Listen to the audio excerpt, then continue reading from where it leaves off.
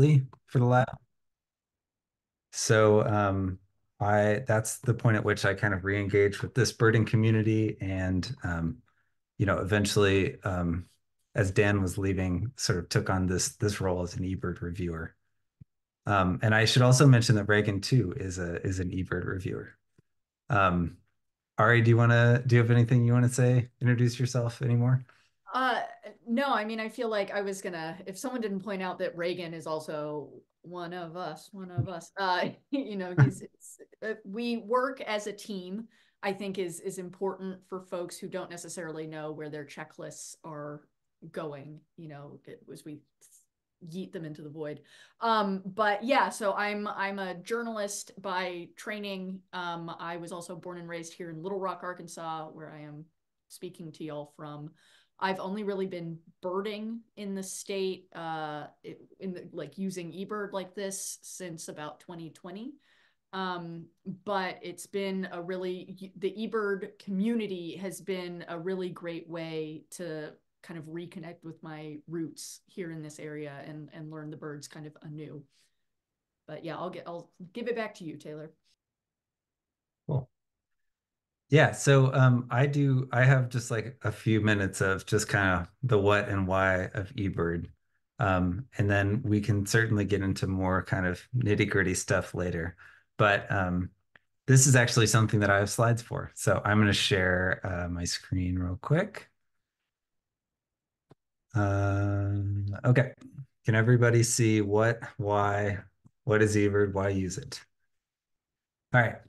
So yeah, I'm guessing many of you know some of this stuff, but it's always good to review, and you never know what you'll learn. Um, eBird is one of the world's largest biodiversity-related science projects. So it allows people to share bird observations online where they can be used for research and conservation. And there are sort of many different whys for eBird. You've got the sort of the side up on the top left of contributing your data to this project, but you also get a lot out of it in terms of exploring the data that other people have contributed. There's a side of eBird it takes all of your information and kind of turns it into maps and graphs and stats if you're into that kind of thing, tracking your year list, your life list. And then there's this kind of learning side of it, the science that is done, based off of eBird data.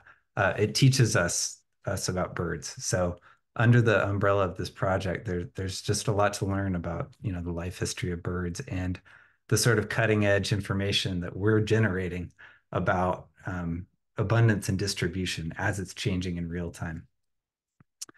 eBird also is all over the world. This is a picture not of lights, but of just eBird checklists on a black background. It's even an old one. It's brighter now for sure. But eBird checklists happen everywhere, including on the ocean. Those lines you see across the ocean are like shipping routes where people do checklists along the way. So this is happening, all over the place in every continent on Earth. Wherever you go birding, you can eBird. And it's an ever growing thing, right? The project started in 2002, small beginnings. At this point, we always get over 1 million checklists a month. In the springtime, when you see these spikes, we're starting to push over 2 million eBird checklists a month. And it just so far at least keeps going up. So this we see as a good thing, and it's kind of a fun thing for what you're getting out of eBird. The more that goes in, the more we can kind of learn and get out. And then just kind of quick numbers. There are nearly 1 million people have submitted at least one eBird checklist in their life. We're at about 90 million complete checklists in the database. And eBird checklists have documented 10,825 species on Earth, nearly all of them, although there are always a few exceptions that just haven't made it onto an eBird checklist yet. So the big kind of pillars of eBird, we'll just go through these quickly, but it's nice to just have a few visuals up behind. So like I said, there's the sharing and managing your own birding aspect of it, right? We've got the life list down here. We've got your profile map, these crazy bar graphs that I'm sure some people look at and are just like, what, why? But other people really love them.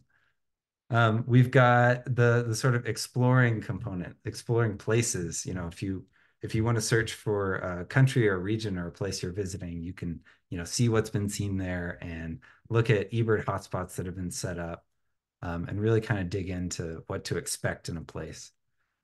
There's also this species component of exploring where for, in a given species, eBird can kind of show you, here's everything we know. Here's all the media we have for the species and every time it's been reported and everywhere it's been reported. Um, we've got this kind of, finding more birds for yourself aspect of eBird too. There's this feature called target species where you can look at, say the state of Arkansas and say, what are the most likely birds for me to see in March that are still not on my Arkansas life list? And, that's a target then. So because of all this data that we have on the frequency of how often birds have been seen, we can show you this stuff. And then, of course, we've also got, rare bird alerts. Any bird that goes into eBird that triggers a filter as a rarity shows up in these alerts. Of course, there's a ton of media too in eBird. You can upload photos to checklists, and some people are quite good at taking pictures of birds and they put them in eBird. So it's always fun to kind of look through photos. And finally, then there's this scientific application. It's taken a long time to really get the science of using eBird data down.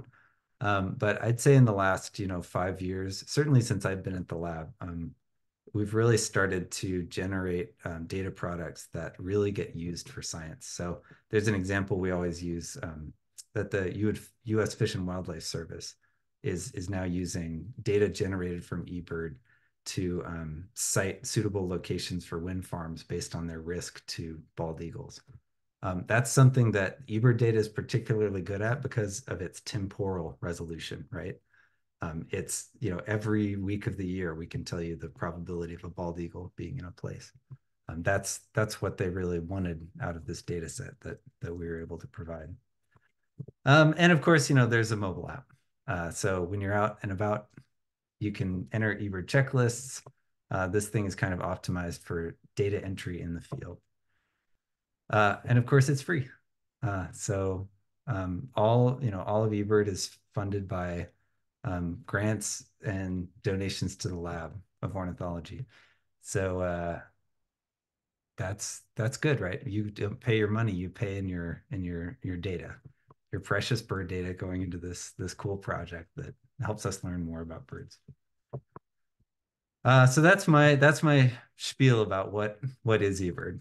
That not all questions will take that long to answer, but that's a good kind of foundational start.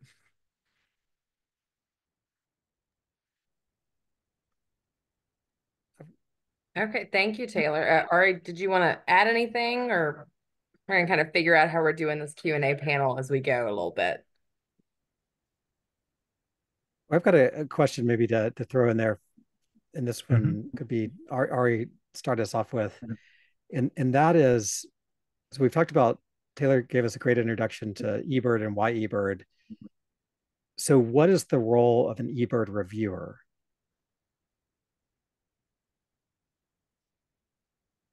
Do you want to take this one, Ari? A lot of these either of us could answer, so we could try to trade off.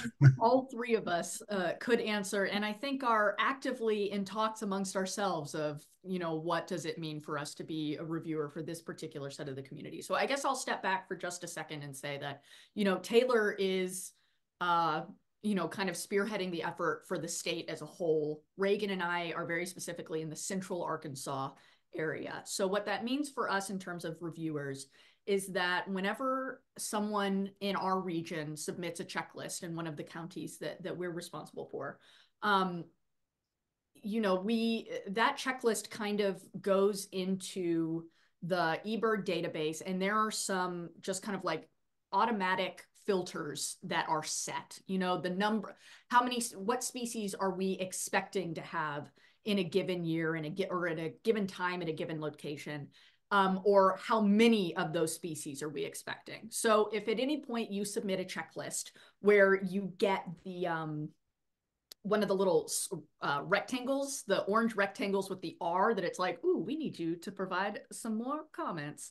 Those checklists with your comments come to us as reviewers. That's kind of the main way that a checklist shows up to us. And what we are looking for primarily is to ensure that the submissions that our community is putting into the database are of sufficient quality to be usable for one of the many kind of pillars that Taylor talked about before, right? We want to make sure that, when you do a complete checklist, that you are really taking full account of the species that you do see there, so that we can use that as an actual, a verified observation for that location. We also want that checklist to be, if at all possible, restricted to a 5-mile area. Again, when you look at some of those graphs and figures, charts, with each of those individual pixels, right? We want to be able to map these observations onto a specific location. So when we get these checklists that have been flagged by the system, one of the first things we're going to do is this a complete checklist? Was this restricted to an area that was appropriate for being used in these, being incorporated into the larger data set? And then the other element is time, right? If you observe a certain number of species over the course of the entire day, talking again about Taylor's point of temporal specificity, we don't want them to be too long. So our job as a reviewer, top end, does this checklist meet kind of the very basic requirements of like, yes, this is going to be usable for the various different stakeholders who put their time into eBird. And then after that, we can get into some of the nitty gritties of why y'all might have gotten emails from us. But, this was kind of maybe a rambly way of saying that our goal is to support our community in using this platform, in knowing the ways that eBird can help all of y'all and us. We're all eBird users, but also making sure that what we're giving to the platform as a whole is going to be usable, not just as someone who is familiar with Central Arkansas birds, but as someone who maybe a researcher 5, 10, 20 years down the line is going to be maybe incorporating this data into their own policy or conservation programs. What'd I miss? Yeah, I think that was a great answer. But Taylor, do you want to add anything? We've got some questions coming in the chat, so I'm going to do those next after this one. Yeah, I agree with everything Ari said, and I will add. Yeah, there are about 2,000 eBird reviewers around the world. They're all volunteers, and yeah, this fundamental premise of eBird data being useful for science. One of the requirements was that there be some data quality control, and that would be ultimately like a human, control. So that's really, what we're doing is that if a checklist hits a certain, flag, as Ari said, it's really based on observations, right? We just have to look at it and use kind of the best, information we have, or maybe following up with some questions to figure out if it's like, absolutely well documented, cool, rare bird, or like well counted, good high count, or if it's something where we need to ask questions and get more information. And ultimately a person, a reviewer can't take a observation off of your checklist, right? Whatever you put in eBird that's kind of yours. So you own that. All we're doing is deciding whether or not it's also going to be part of the public data set. So if, sometimes what you saw and you just can't describe it, right? And a reviewer will just say, it's just not enough for me to put it in because it's too unusual. And that's, we try to be at peace with that it'll always show up on your life list. No one will ever say you didn't see it, but sometimes we just don't have enough information to kind of like make that cut that we're trying to figure out with each one of these. So it's an imperfect, solution to, getting all perfect data at all the time, but we just try to do our best. So I did put in the chat, if you have a question now, you can go ahead and submit it there. And then at the end, we'll do an opportunity to unmute too for folks on different devices and that kind of thing. So I'm going to read this next one and then we'll bounce it back to Reagan. But I'm going to read it out loud for folks that might have issues seeing the chat. David asked, what is one thing each of you would want to tell newer eBirders about best practices or no-nos for list submissions? For instance, recently Taylor explained to me about the SPA option for when you know a spotted bird's family, but not a specific species. Want to note it for other birders. Thanks, Ari, for the 5-mile area tip just now. So what are your your big no-nos? So one thing that I would like to say is that when I first started using eBird in the state, I got a lot of emails from Dan, who was our eBird reviewer at the time. So this isn't so much a no-no. I just want to be really clear that we are not like the whole police. We're not eBird police, right? We're really trying to, all of us are volunteers. We're not trying to get you in trouble. We're just trying to get a little bit of extra information. And I remember being so resentful when Dan was like, you should do the eBird how-to thing on Bird Academy. It's like a 3-hour course. And I was like, sir, I know how to use this app. And it turns out that actually I did, but there were a lot of other cool things that I could learn. So if you, that 5-mile tip, the time stuff, if you have a minute to do that little workflow thing that they do, we can put a link in the chat. That is really, really helpful. So do that would be my please do. And then I guess if I had a don't, I don't know that I have a specific don't that I didn't already cover. Taylor or Reagan, do you have something else? Well, I think the comment from David kind of alluded to a don't that's, I think, rather positive, which is that don't feel that you have to identify every bird. No birder identifies every bird they see when going out birding. And this is a known, reality of an eBird checklist. So, one of the fundamental questions of an eBird checklist is this a complete checklist or not, right?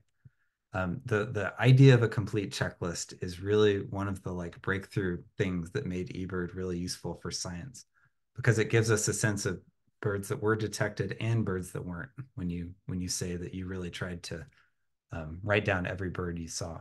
We, back before eBird, I'm sure a lot of people went out birding and sometimes would just leave birds off their list they didn't care about.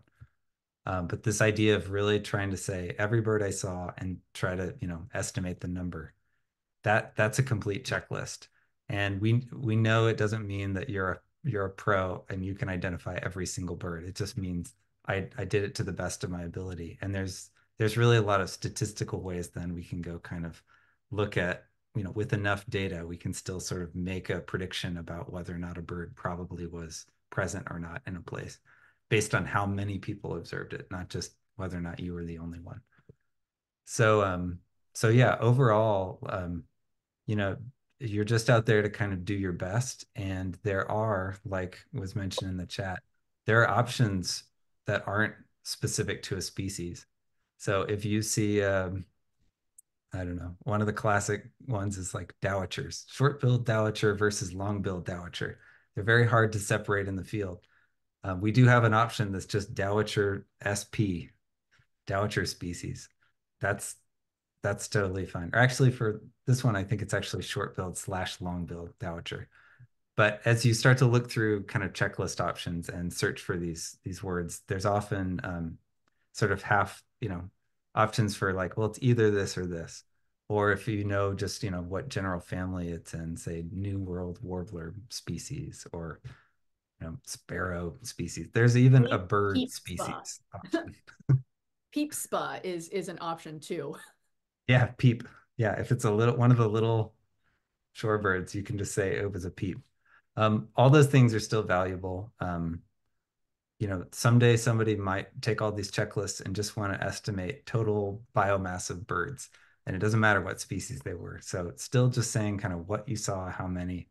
It's all okay and great and welcome. And it certainly makes the reviewers' lives easier if you didn't know exactly what it was, to just convey that appropriately on the list, rather than being like, I'll just guess one and see what they say. Because then we have to do a lot of emailing to try to figure out, is it identifiable? And a lot of birds just are best left unidentified. So just let your checklist reflect that, and all is well. Well, and I'll add in there, I think one of the things that comes up a lot for us to review are counts that are high. And this coincides with a question about who controls the filters. So there are various filters on species that say this is too many for this time of year. And when those filters are tripped, then that shows up in our review queue. And I'll say, now that I'm on the reviewer side of things, seeing how people count, I mean, sometimes there will be, they were just everywhere, like they were all over the place. And that's not a good way of communicating how you came to a specific number on the birds. But some of the more experienced birders will say this is a 1-by-1 count. So you know that they like went through and counted by ones this entire flock. Or if it's a mass of blackbirds, or people will say counted by tens, then counted by hundreds, or something like that. But that gives us an idea of the method that the counter was employing, and helps us understand that this is probably a fairly accurate count, and is more likely to get approval, rather than just saying like they were all over the place, and it's a high number. But so Taylor, do you want to, and Ari, do you want to say anything about filters? And I did want to actually come back to my new don't based on that, which is, I know that it's so tempting that if you count, I don't know, 500 blackbirds and you put 500 into eBird, and then it like pulls up that little comment bubble of like, oh, that sure is a lot of blackbirds. Please don't undercount. Like, don't say if 500 sets off the filter, please don't go in and say 450 if you do honestly believe that it was 500 or more. You can write in those comments, like, again, if you're thinking about this from the perspective of data accuracy, an undercount is just as wrong as an overcount in terms of what we're able to provide the larger data set. But if you are gonna, if you really do feel like it's a number that's higher than whatever the filter is set at, and we can talk about how those filters are decided, just tell us how you went about counting. That is more helpful to us than not being as forthcoming about how many birds you saw.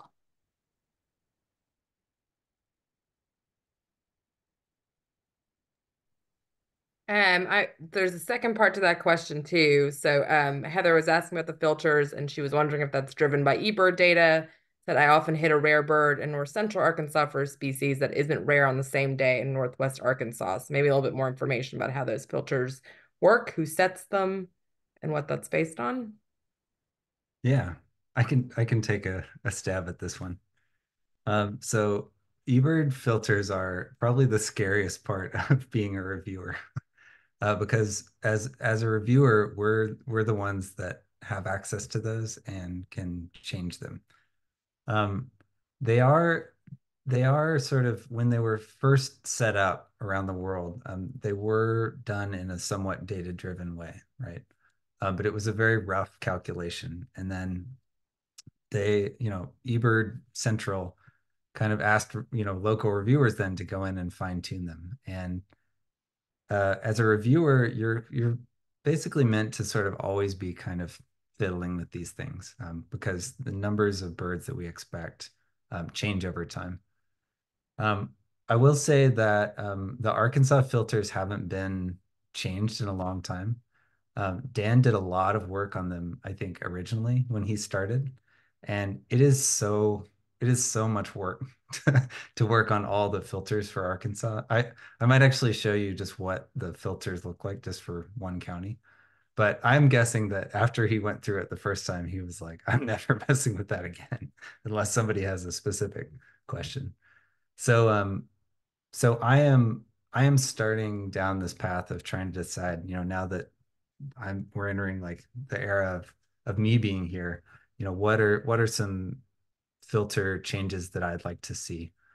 And it's going to be a very slow process, but essentially, I'm starting to kind of find people with local expertise to sort of make suggestions about things that are getting flagged too often or things that aren't getting flagged that actually are quite rare. But it's gonna take a while to work on this. So yes, to answer the question directly, it's us reviewers who control the filters. And to the question about rare birds in one part of the state versus another, there are different sets of filters for different parts of the state. So the unit that filters use is counties, right? And you can cluster them together. So up in Northwest Arkansas and Benton and Washington and Carroll and Madison County, there's one filter that controls all those 4 counties. But as soon as you head out of there, you're into a different filter region. And there's about 10 different regions right now in Arkansas that have their own unique filters. You do have to go and fiddle with them all kind of separately, and you can copy things between them.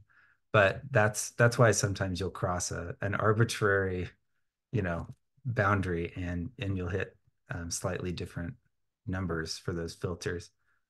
And the goal of the filter is basically just for the area that it covers, to try to do the best approximation of the data that's going to fall within that zone.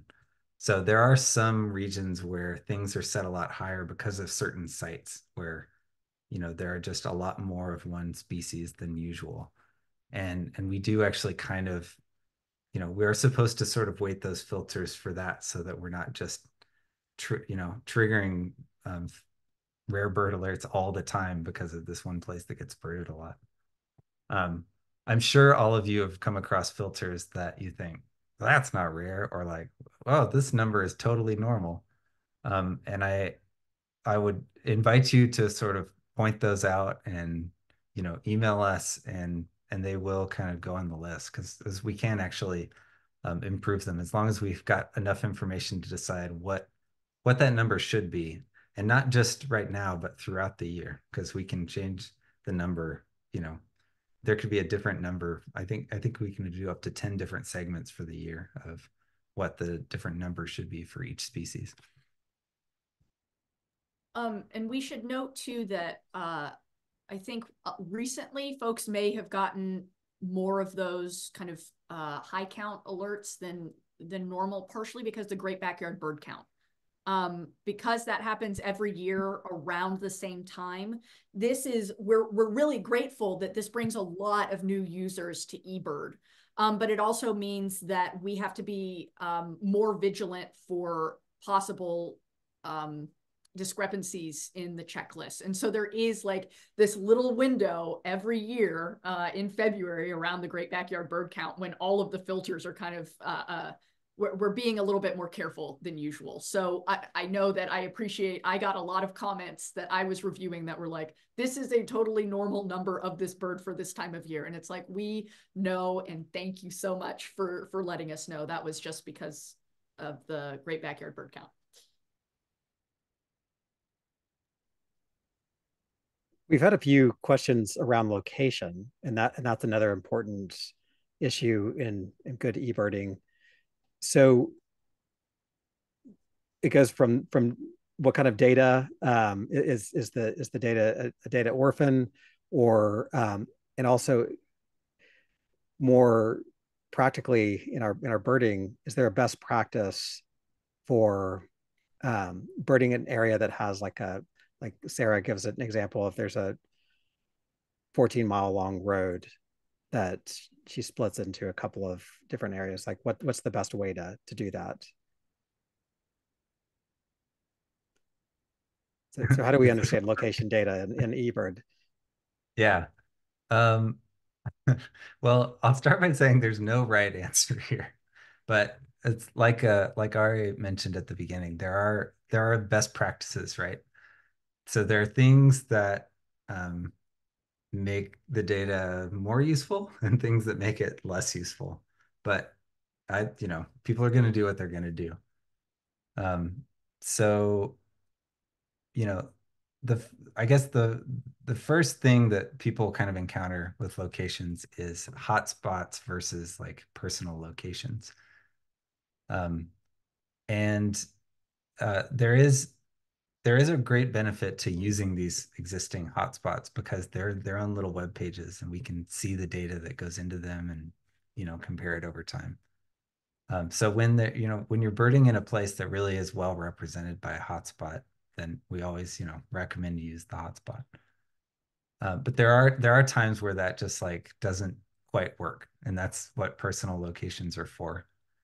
And it's also okay to use those. I If you are eBirding with the mobile app and you're recording tracks, that information of where your track goes is also part of the checklist.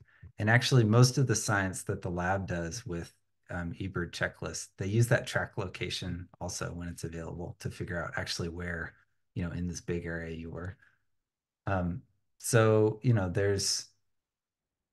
there's some kind of flexibility to deciding like where does it make the most sense for this list to be sort of pinned, and then where was I actually.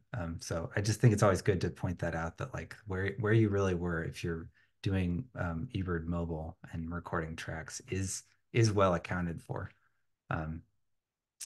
But in terms of that question of like the long road and how to split it up, um, there are a couple kind of rules of thumb of when to think about making a new checklist versus keeping it all in one.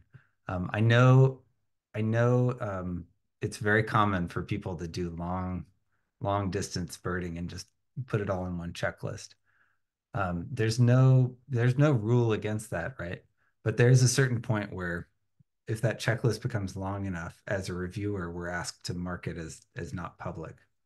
And that's not like a scolding thing necessarily. That's just at that point we don't want it part of the public data set that'll get used, and we don't want there to be an assumption that that's based on a smaller area than it really is.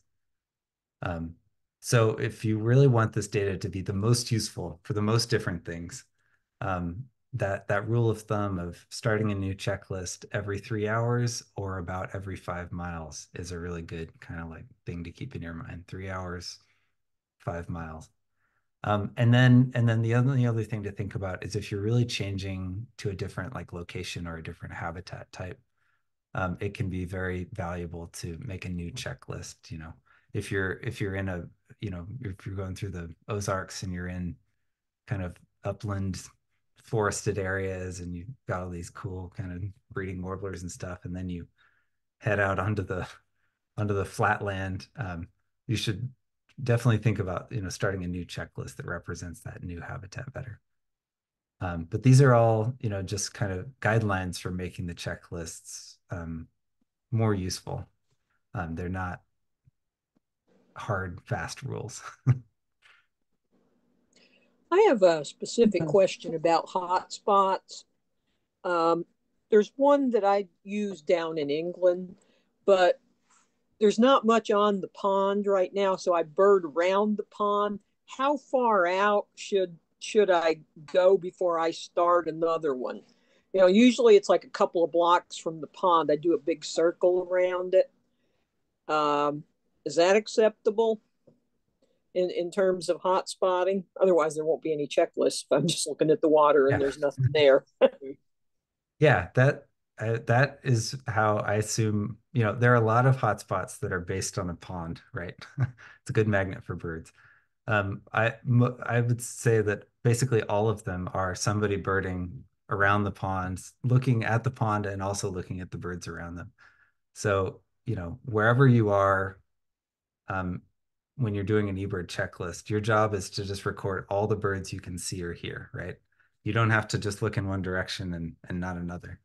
So doing a big loop around a pond, it's, totally acceptable and normal to kind of meander and go in and out. And, as long as you're not covering, 5, 10 miles, it's very normal for all that to be represented as one checklist. That would probably be a classic, good checklist that could be used for a lot of different things. So we've got two other questions so far in the chat that are still kind of on the checklist topic. So I'm going to give you both of those at one time, if that's good. So Sarah was asking, I'd like to clean up my checklist locations. Is there a way to see all of your checklists in the state in a map format instead of a list? And then we've got a quick question from Lynn about how can one enter a historical list? The old list may have a location and date or may not. Yeah, good question. Anybody else want to take a stab at them? I guess one of them actually is about the interface. So I'll explain this one because the answer to can I see all my checklists on a map is unfortunately no. There are ways you can download all your own data. And if you really know how to work with a big Excel spreadsheet, you could get creative. But sadly in our interface, when it comes to looking at all your checklists, it's just kind of a list only approach. Um, the best thing I can offer is that list can be filtered in a lot of different ways. So you can narrow it down to different counties. You can search by location names. You can filter it down to a specific month or year or month across all years. So digging into trying to find kind of a specific chunk of checklist that you're looking for, you can at least do that by filtering. But yeah, it'd be useful, I think, to see them all on a map. But we have not that hasn't come to the top of the list yet on our development queue.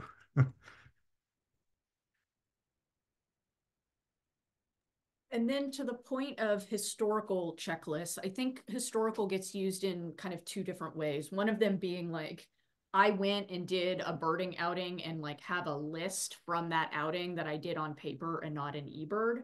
And so I want to this is a list from before I was eBirding and I want to put that in. And then there's also the case of I want to put these birds in on my list so that I can have them on my life list. And there's two different ways to do those checklists in eBird. Both of them require you to go through the desktop portal. If you actually open up eBird, there will be like the, oh, I had this open for a second there. It's like there's submit, explore, my eBird science. You would choose submit. And as you put in that information, if it's a historical checklist where you have the date and the location and like the approximate time of day, that will be loaded. You can put that information in. But if it's for your own life list, so it's not going to be a public list, it's not being put in for use in the database, it's just for your own edification, your own stats and whatnot. I believe you put in January 1st of 1900. Does that sound right? I will find That's the right. actual specific link. And this is like, January 1st, 1900. and Yeah, like this is an embarrassing hack within eBird. It goes all the way back to 2002 when they came up with this solution. Yep. But there is a help article that explains this that we should share a link to because it always feels silly saying it out loud. But yeah, there's a way to put all your old stuff into this one sort of mock checklist if you're just trying to get your life list to reflect what it really is. And that also has the option of putting in a location, a broad location. If you know the specific, like down to the hotspot location, that's great. But if you are just needing to make sure that there's proof that you saw this one grosbeak in your childhood county growing up, like you can put in the location in those life list checklists. It'll just say that you saw it on January 1st of 1900. And that's the day that we've decided that that just doesn't exist basically to the data of eBird. Yeah, one other thing to say about historical lists is that if you want to go back and create a checklist from like an old notebook, there there is a protocol when you're entering those checklists that's called historical. And it is designed to sort of convey this, that like I'm trying to put together information that is from the past. So it's more lenient in terms of having to include duration, distance, party size. Some of these things that are usually required for a checklist aren't required on a historical checklist. The one thing that still is always going to be asked of a checklist, and this is just the kind of fundamental nature of how eBird data is meant to be set up, is that it is always going to still ask for a location. And sometimes you kind of remember, oh, I was in these woods, and there's like a hotspot set up for those woods, and that's perfect. Sometimes it's just like I was somewhere in this county. Some people will just create a location that just says, the county. And that's an okay way to sort of attach that data to the county. But those checklists do usually will get flagged as being unspecific location, and they don't get marked as public. So if your intent is to put them in purely for your own reasons, you can be pretty loose with this and just put stuff in that might not show up publicly, but will be reflected in your lists.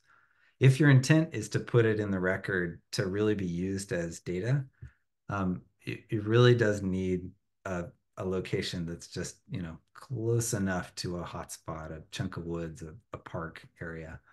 Otherwise, it's gonna be marked as not public, and it won't go into those data outputs anyways. See another question here about species and specifically some of those difficult ones like American and fish crows, and that sometimes there are different options in eBird. So like there's a American slash fish crow, and then there's also just crow species. And and then sometimes there's strange like subspecies markers like northern cardinal common or just northern cardinal.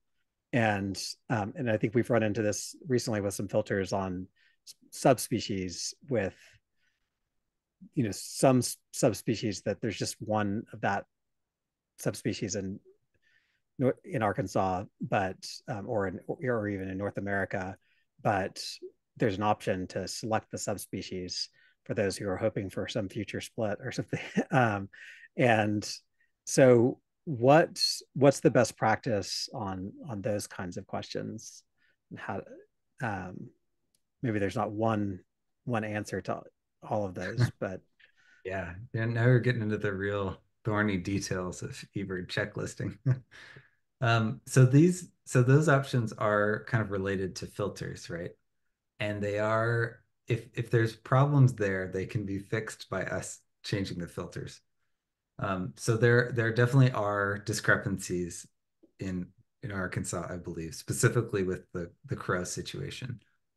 Um, there, I think in some places you can pick American slash fish crow, and in other places it's crow spa. Um, because of the way that filters are just very customizable and totally up to us, there's this big spreadsheet that eBird Central puts out of recommendations for whether or not it's worth including a subspecies in certain places in North America. And crow is just a funny one where I think Dan went through and made a bunch of them American slash fish crow because that's more specific. And then I, at some point, came along and read in the spreadsheet that even though that's more specific, crow spa is considered like standard across this part of the country. And it's consistent with, there's all these other taxonomic reasons why Marshall Iliff at eBird says you should just use crow spa. So I think I've just changed it in on one filter, and I need to kind of do it elsewhere. But every time you change a filter, there's ramifications. So we have to do these things pretty slowly and carefully. Those things also are things that are great to be sort of pointed out to the reviewers. And when we have kind of a specific target, we can have a meeting and say, all right, let's clean up all the crows this week and figure out what they should be. And then we can make those consistent across all of your checklisting experiences. What was the other example besides crow? So northern cardinal common or just northern Yeah. cardinal? Yeah. So this is another thing from the sort of best practices for reviewers. If there's only one expected subspecies in an area, we're not encouraged to put it on the filter. So you can kind of override that. Like you can go in and search for just about anything. And some people certainly do just put everything down to subspecies. But ideally, the list that you're given by default when you're searching on a checklist will only present you the subspecies options if A, you've opted into even seeing those in the first place, because that's a choice on your checklist, and B, if it's actually that both of those subspecies are known to occur and that some people want to make the distinction. But you never have to include subspecies. Species is the kind of most important unit we care about. And there's certainly a lot of birds in Arkansas where the obsession to identify down to subspecies gives us a lot of work to figure out. And it's really cool when you can document them well, but it's also always okay if you're not sure to just bump it up to species, and it's still very true.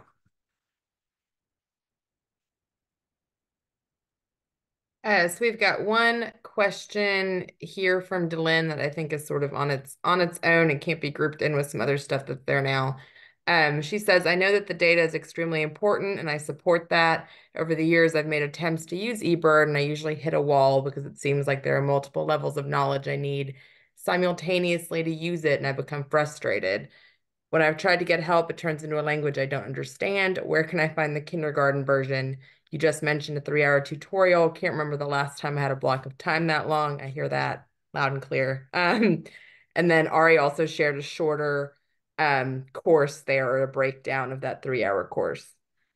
That 3-hour course, it is broken down. It's like in little bite-sized tidbits. And I want to be clear that it's not like a webinar that you're watching for 3 hours straight. It's got interactive components to it. So it is a chunk of time, but I feel like it's a really good resource. But I'm curious to hear what Reagan and Taylor also suggest. Well, let me add to that too. And Dylan, if you want to unmute, just because that was a longer a thought there that you had, feel free to. But we hear this a lot at Audubon as far as calls that we get from folks. They really want to use eBird because they hear how important it is and how it's how it's used actually within the field of ornithology and all the things it informs. But there's a learning curve there that is too steep, and then sort of takes what we've heard is takes the joy out of the birding part of it. So if you have any, advice as far as that goes, and Dylan, feel free. I see that you unmuted. I did. Yeah, what I saw, things it just starts getting tight inside when we start talking in all the language. That it's like, I have seen people get jumped on for putting something on. Well, you didn't pick the right, I don't even know the term, hotspot or whatever it is, or you didn't pick the right name for what you were doing. And I'm just like, I think about beginning birders on a field trip and how usually people are like, oh, here's how you do this, and very patient. And it hasn't come across that way with eBird. And I'm just like, I too have the thing of, I do this for funsies. Why do I want to do a Christmas bird count every time I go out? I just want to see what's there and have some fun. I'm torn between it, but yeah, it's the multiple layers of needing to know this other thing before you can do this, but you can't do this till you know this other thing, and it's frustrating to me. Yeah. Well, I hear you. I too was a person kind of starting out at one point thinking like, boy, there's a lot here. And I guess I'd say that, for starters, don't, I guess, don't feel pressured that you have to use eBird, right? Mhm. I totally agree that like the joy of just going out and looking at birds is like the foundation of all of this, right? And eBird is just like another thing that sometimes people can do on top of that. But if it ever is taking away from that, I definitely wouldn't recommend bearing down on it. And to the point about just how much there is to learn, you're absolutely right. This project has sort of grown and things have been added onto it over the years in a way that there's more here than anybody probably should ever learn. I live and breathe this stuff every day at work, and there's still things that I'm learning about all the time. So, you know, don't don't feel like you have to go all the way in to get something out of it. If it may be a kind of sensible approach to say, if you just want to know that you've contributed every once in a while, just, a short little checklist from your backyard on your bird feeder is is actually one of the most valuable things we can have in eBird. Maybe So practicing that way. yeah, But and just knowing that like you don't have to go big, and that the really kind of simpler birding efforts are actually so useful in eBird because so much of the data is focused around these birding hotspots and just people doing like a little eBird checklist in their backyard. That's where we don't have data. It's just where houses are and on city streets. So doing just a little bit that feels manageable and that you can figure out is a nice approach to wading in, and is still super valuable. Like you can feel very happy that like if you wanted to sort of contribute to the project you did, because that stuff is really good. Yeah, and building off of that, I think that there are some like really established hotspots depending on where you live. Like I'm here in Little Rock, I'm over in Capitol View, like New Park, Alsop Park. These are very odd, like when you're within the bounds of those parks. And that's from that hotspot standpoint. If you wanted to just log, I think kind of the minimum that we need for a checklist is somewhere between is like 10 to 15 minutes, right? Something like that. I should know that number. But Actually, yeah, you Five can. 5 minutes. but yeah. 5 minutes Good, is but recommended for. Yeah. So yeah, if you're at one of these established locations and you want to practice, that's a great way to just be like, for only 5 minutes, you do not, and it'll count down. The app has like it keeps track of how long you've been doing it. I do think that's a great way to practice.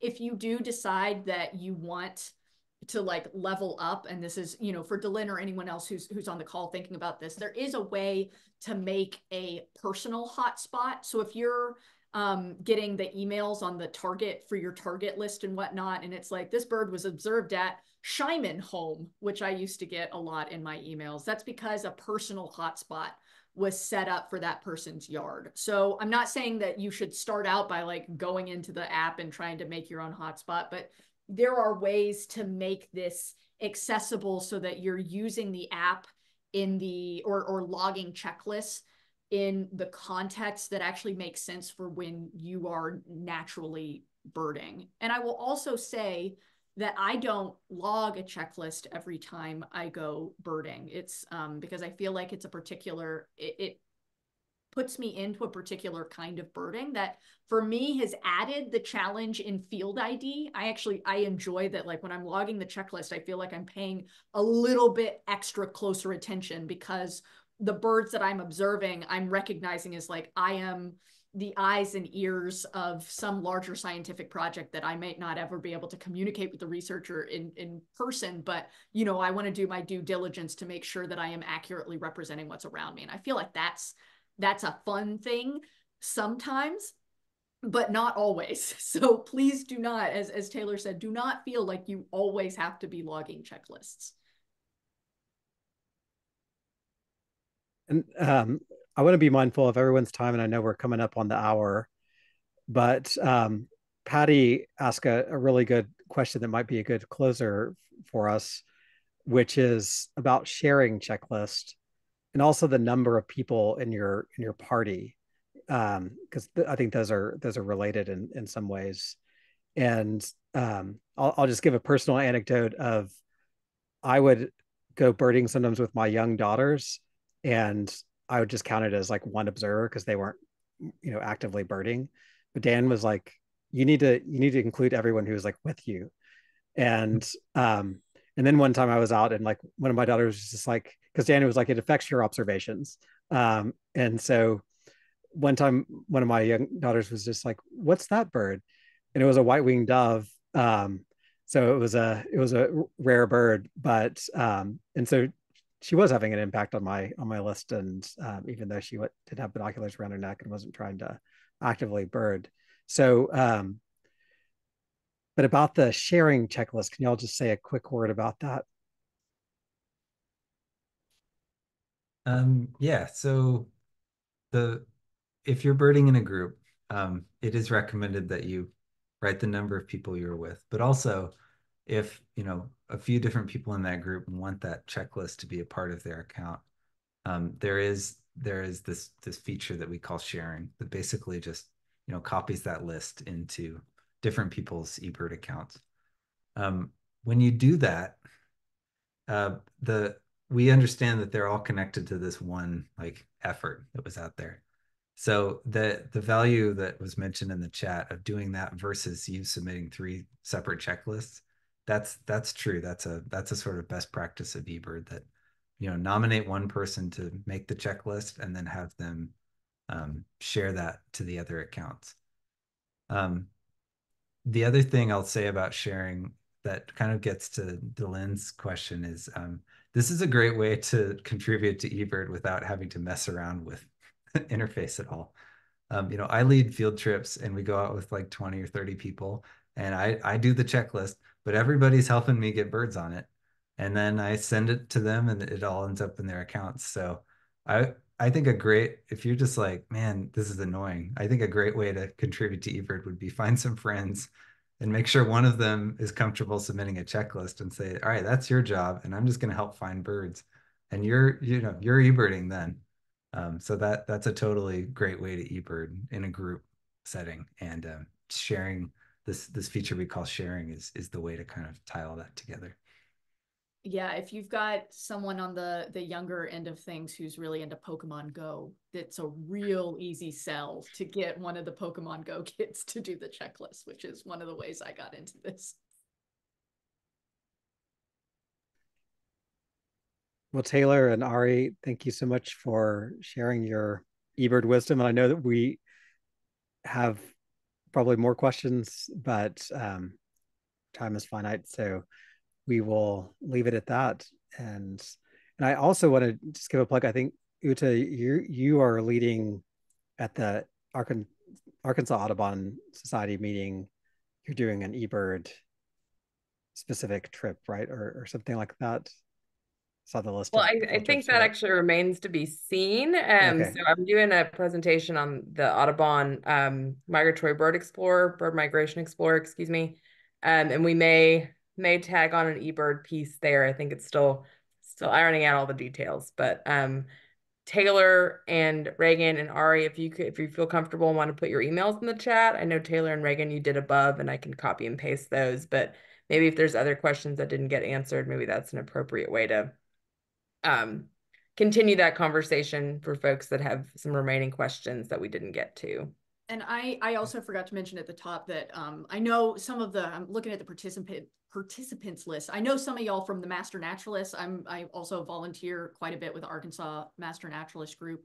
I am leading a birding outing and kind of intro at our BioBlast. So if anyone is in this group is involved with the naturalists and going to that event, I can put some more information about what I'm doing there, and I'd be happy to answer questions in person at that event. All right. Well, thank you all. And we are going to continue our meeting with a little bit of Ask a Business. So anyone's welcome to hang on if you like, but otherwise, I think this concludes our program. Great. Thanks. Happy to be here.